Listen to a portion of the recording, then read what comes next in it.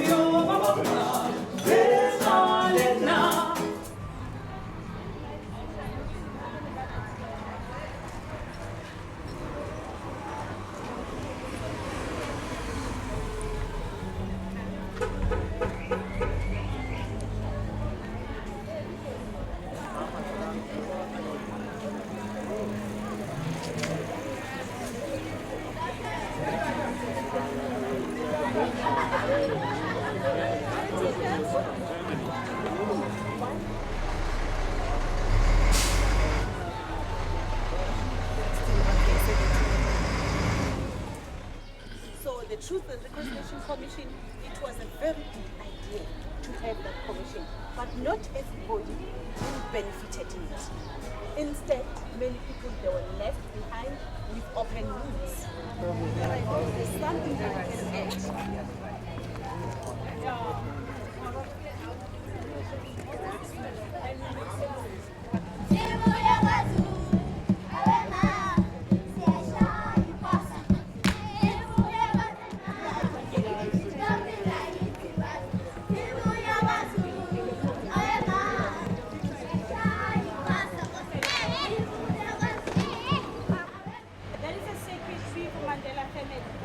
That's where they buried the umbilical cords of their children and their grandchildren. They believe that if they bury the umbilical cord under the soil, it is a connection through the ancestors and death. They to communicate with their ancestors. And most of our African culture is still there. Bury the umbilical cord under the soil. Because that's where we live and that is where our ancestors live. So over there, these are the access and Nelson Mandela goes to.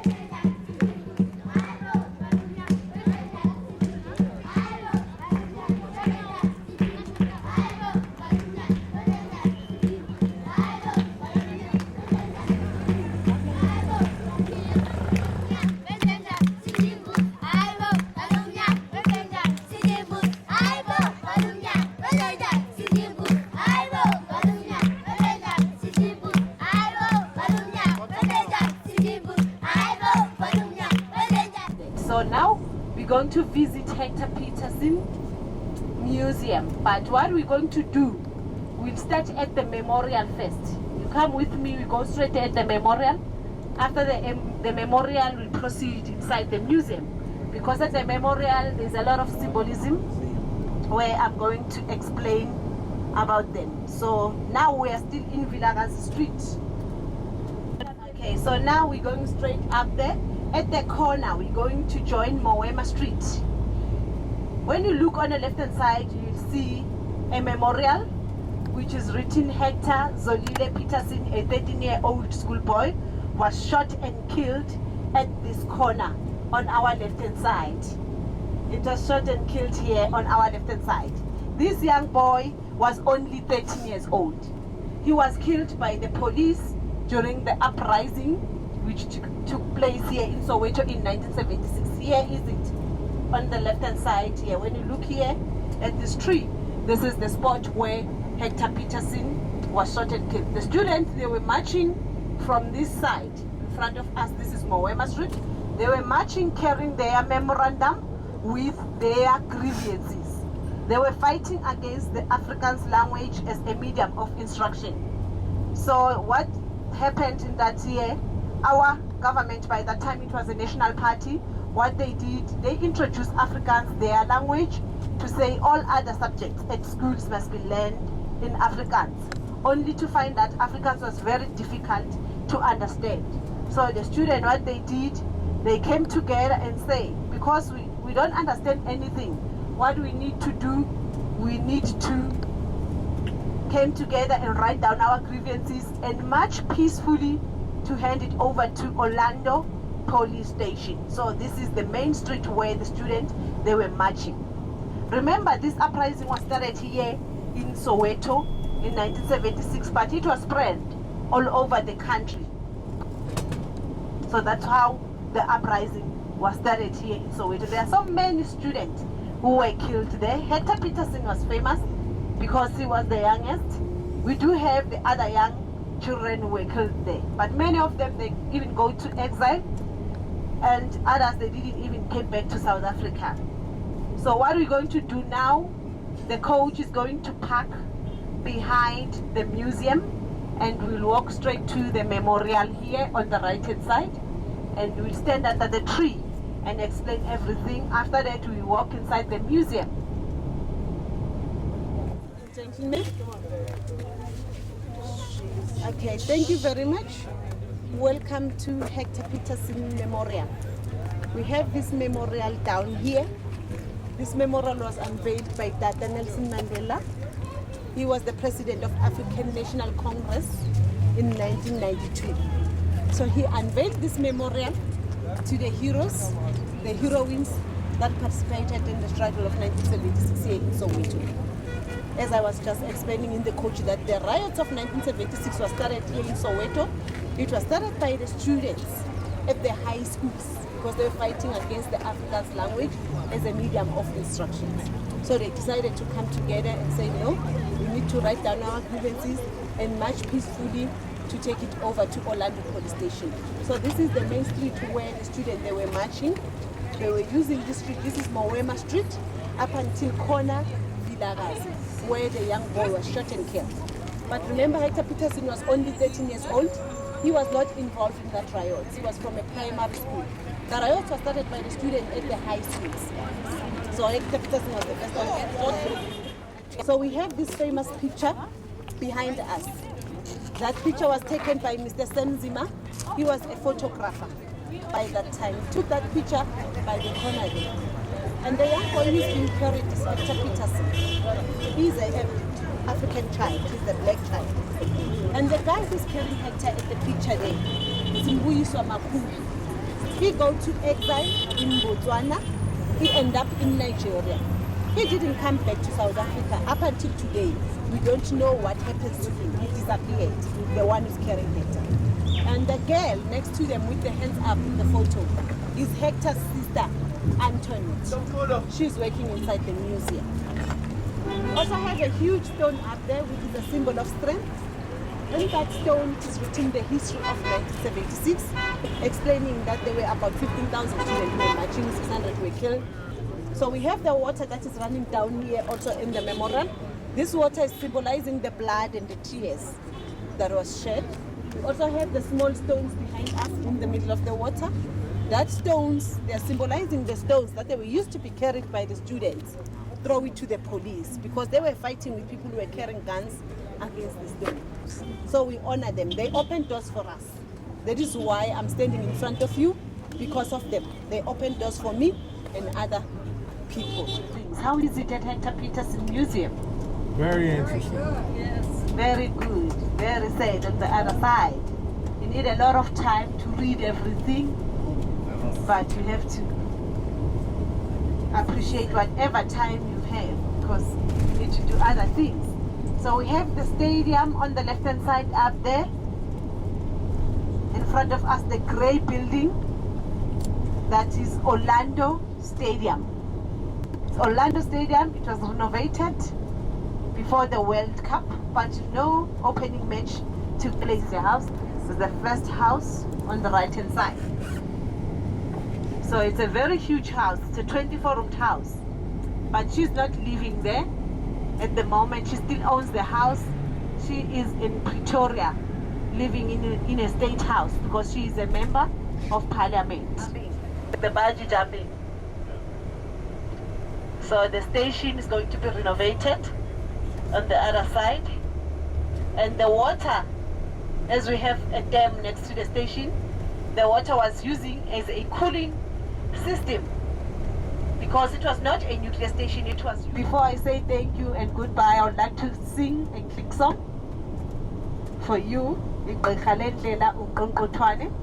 That was the song used to be sung by Miriam Makeba. Yes, Mama Africa.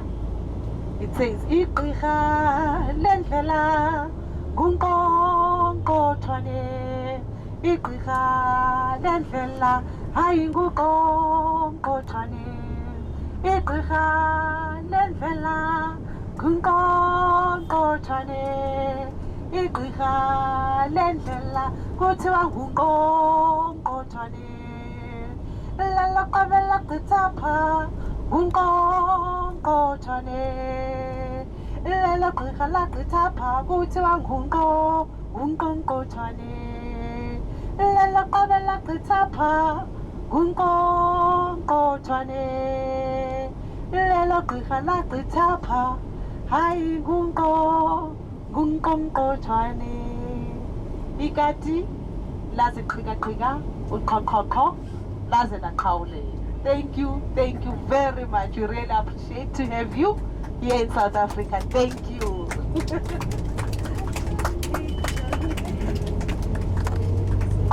Thanks very much, Snotili.